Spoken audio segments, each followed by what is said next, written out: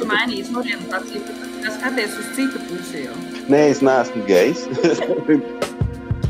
Tev ir putns vienmēr līdz. Jā, mans krauklis, mana vārta.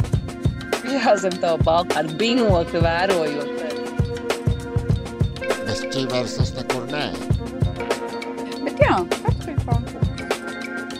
Labi ir tad, kad cilvēks neapstājās savos meklējumos. Labrīt, labdien un labvakar. Tas kursīgs Oskars ar savu davai pa latviski.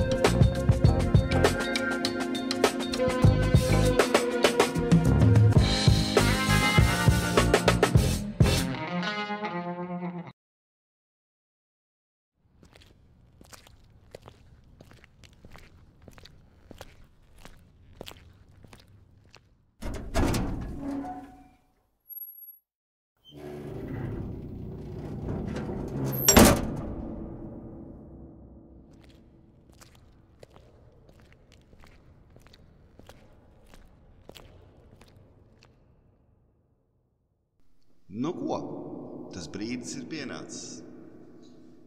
Tas patiesības moments. Kāda ir tā patiesība? Patiesība ir tāda, ka mēs pašlaik atrodamies manā ideju un iedvesmas noliktavā. Kā jau jūs nojaušat, viņi ir absolūti tukši. Ko tas nozīmē? Tas nozīmē tikai vienu. Šīs, īsāk sakot, ir projekta beigas. Pēdējās 3 nedēļas es neko neizlaidu, jo man reāli vienkārši nebija no kā taisīt kaut ko, vai arī pat vēlmes man nebija kādam kaut ko plīties virsū ar saviem muļķīgajiem jautājumiem. Līdz ar to es izdomāju, ka ir jāmet miers, taču es negribēju vienkārši aizslīdēt kaut kur bez, tā teikt, punkta zīmes un līdz ar to nāku šeit visiem pateikt paldies, ka piedalījāties. Jūs bagātinājāt manu latviešu valodu, kas bija izplēnējusi un kas tagad ir labākā stadijā kārtībā, tā teikt. Par ko man ir jums jāpasakās.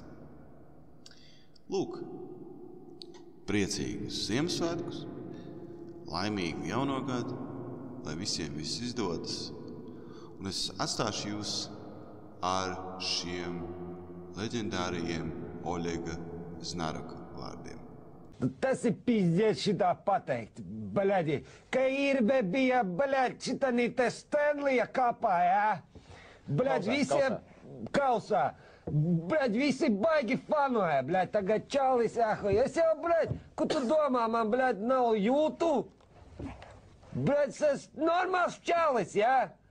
Un kā Kira teica, davai paņem to Arčiju, bļaļ, iekapājiet šņābi, zin kā čomi.